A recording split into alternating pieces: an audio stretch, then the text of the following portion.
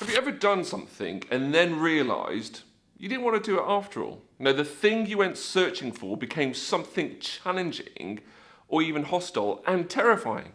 Today, we're going to take a look at a bedtime story and an ancient story, and we're going to discover what they've got to do with your story. This is going to help you the next time you find yourself face to face with a bear or anything hostile that is standing in your way.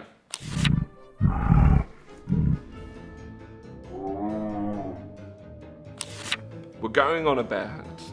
We're going to catch a big one. What a beautiful day. We're not scared. Uh-oh, a cave. A narrow, gloomy cave.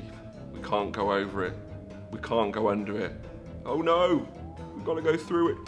Tiptoe, tiptoe, tiptoe. What's that? One shiny wet nose, two big furry ears, two big goggly eyes. It's a bear! Quick, back through the cave. Tiptoe, tiptoe, tiptoe. Back through the snowstorm. Back through the forest. Stumble, trip, stumble, trip, stumble, trip. Back through the mud. Squelch, squelch, squelch, squelch. Back through the river. Squelch, squelch, splash, splash, splash. Back through the grass. Swishy, swashy, swishy, swashy. Get to our front door. Open the door. Up the stairs. Oh no, we forgot to shut the door. Back downstairs. Shut the door, back upstairs, into the bedroom, into the bed, under the covers.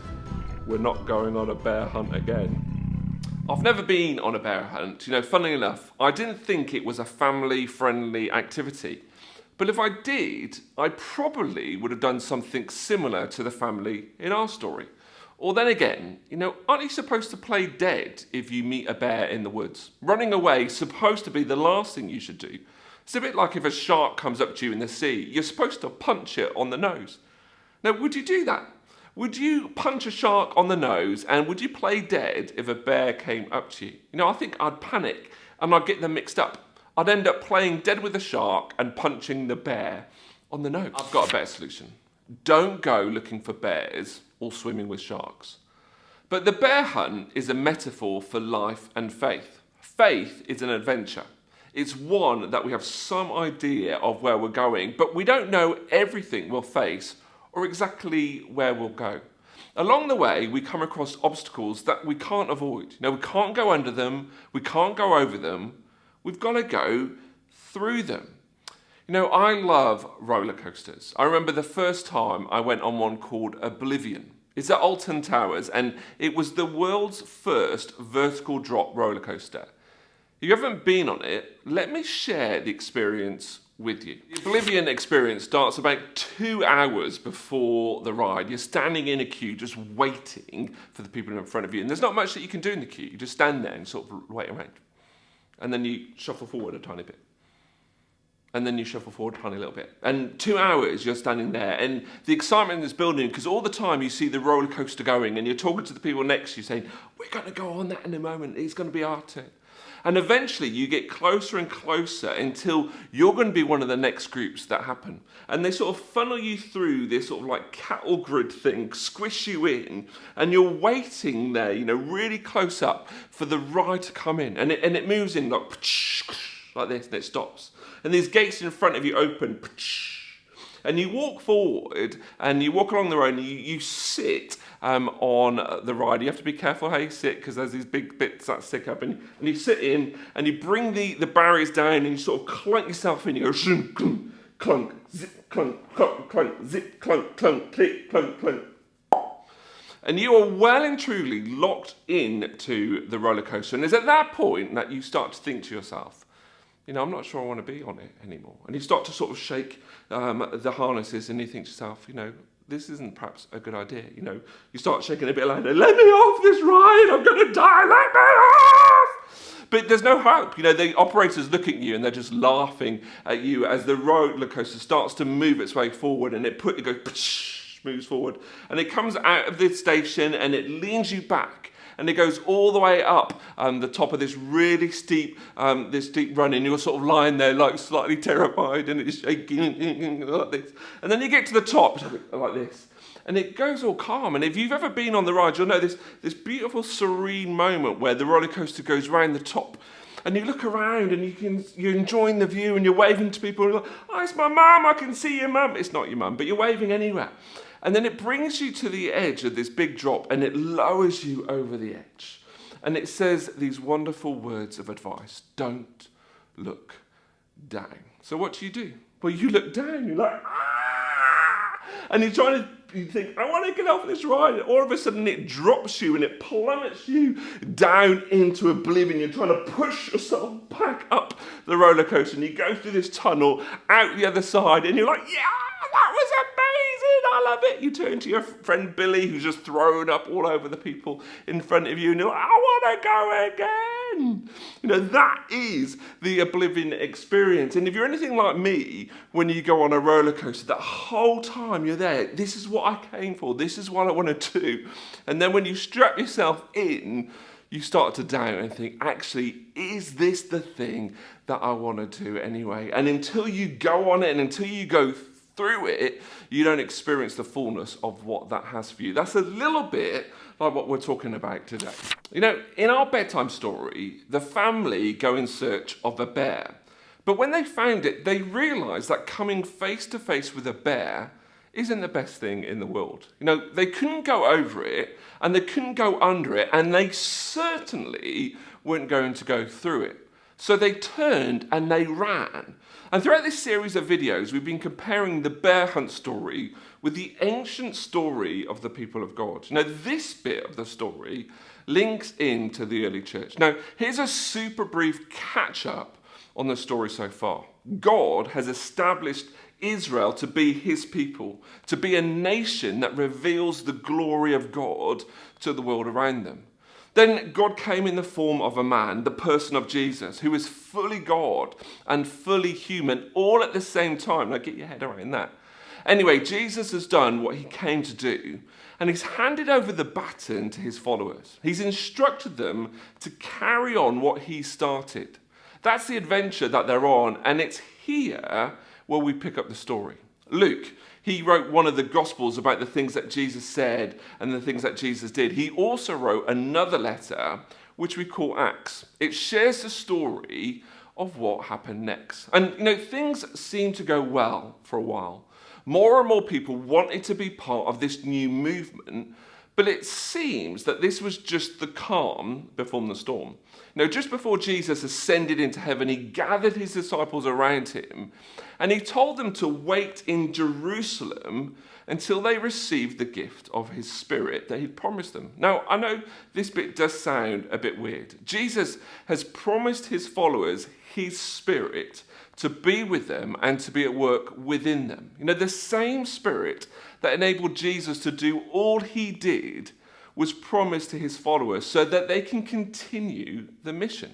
If you're a follower of Jesus, this gift is given to you. This is what Jesus says to them. You will receive power when the Holy Spirit comes on you, and you will be my witnesses in Jerusalem and in all Judea and Samaria and to the ends of the earth. Now, this is the adventure. Jesus is telling them that he's going to equip and empower them to be his witnesses, to demonstrate through their actions and declare through their words the good news of who Jesus is. And he's given them a blueprint for where he wants them to go. You know, start here where you are in Jerusalem and then move on to Judea. That's the surrounding region. Then Jesus tells them to go to Samaria. Now, that's northern Israel. The Jews in Judea didn't get on with the Samaritans in Samaria. They were enemies. And after Samaria, go to the whole world. Now, Jesus is saying, wait here for the gift of my Spirit and then start sharing with people what I've shared with you. Share this with all people. So they set out on this adventure, and sure enough, they came across obstacles and challenges. But they knew that they had to keep going. They had to go through it, just like our family in the bear hunt story. And just like our family in the story, they came across an obstacle so big and so scary that they decided they didn't want to go any further. But it wasn't a bear, it was the mission itself.